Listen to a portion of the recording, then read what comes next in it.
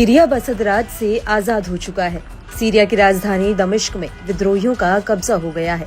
सेना ने विद्रोहियों के सामने सरेंडर कर दिया है। सीरिया के राष्ट्रपति बशर अल असद देश छोड़कर भाग चुके हैं। सीरिया के आर्मी कमांडर ने असद सरकार के खात्मे का ऐलान किया। सीरियाई विद्रोहियों ने भी रविवार को ऐलान किया कि बशर अल असद राजधानी से भाग गए हैं। विद्रोहियों ने दमिश्क को आजाद घोषित कर दिया है। पुलिस मुख्यालय से लेकर टीवी नेटवर्क तक पर विद्रोहियों का कब्जा है। दमिश्क की सड़कों पर विद्रोहियों के तोप टैंक गूंज रहे हैं।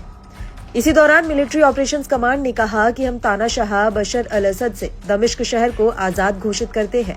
दुनिया भर में विस्थापित हुए सभी लोगों के लिए एक आजाद सीरिया आपका इंतजार कर रहा है। इससे पहले विद्रोहियों ने राजधानी में घुसने और दमिश्क के उत्तर में कुख्यात सैदानाया सैन्य जेल पर नियंत्रण करने का दावा किया था। वहीं दूसरी ओर सीरिया के प्रधानमंत्री मोहम्मद गाजी अल जलाली ने रविवार सुबह एक रिकॉर्डेड संदेश में कहा कि सरकार लोगों की ओर से चुने गए किसी भी नेतृत्व के साथ सहयोग करने के लिए तैयार है। सरकारी कामकाज का एक सुचारू और व्यवस्थित परिवर्तन सुनिश्चित करने, राज्य की सुविधाओं को संरक्षित रखने के लिए हर संभव सहायता की पेशकश करते हैं।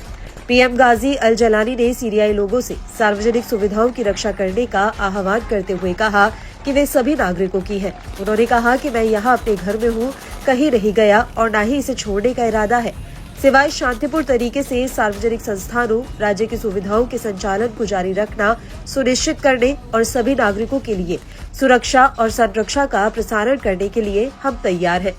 उन्होंने आगे कहा कि हम हर उस सीरियाई नागरिक के लिए अपने हाथ बढ़ाते हैं जो इस देश की संपत्ति की सुरक्षा को लेकर चिंतित है।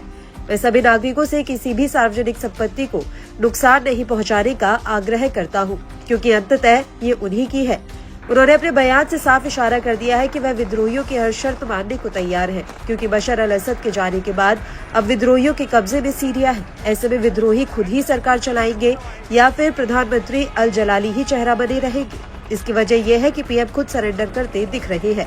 आर्मी भी अब लड़ाई के मूड में रही है। दूसरा विकल्प यह है कि हयात तहरीर अल शाम का प्रमुख अबू मोहम्मद अल जुलानी अपने हाथ में कमान लेकर सरकार चलाएंगे। अबू मोहम्मद अल जुलानी वही शख्स है जिन्होंने असद की सत्ता उखाड़ फेंकी। उनके नेतृत्व में ही विद्रोहियों ने सीरिया पर कब्जा किया है। असद के भागने के बाद अबू जुलानी अब सीरिया का सबसे ताकतवर नेता बन गया है। दरअसल बशर अल असद पिछले 24 सालों से सीरिया पर राज कर रहे थे। उन्हें सीरिया की सत्ता विरासत में मिली है।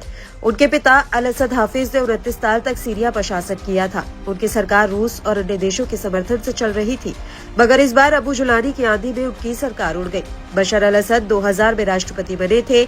बशर अल असद का जन्म दमिश्क में 11 सितंबर 1965 को हुआ था।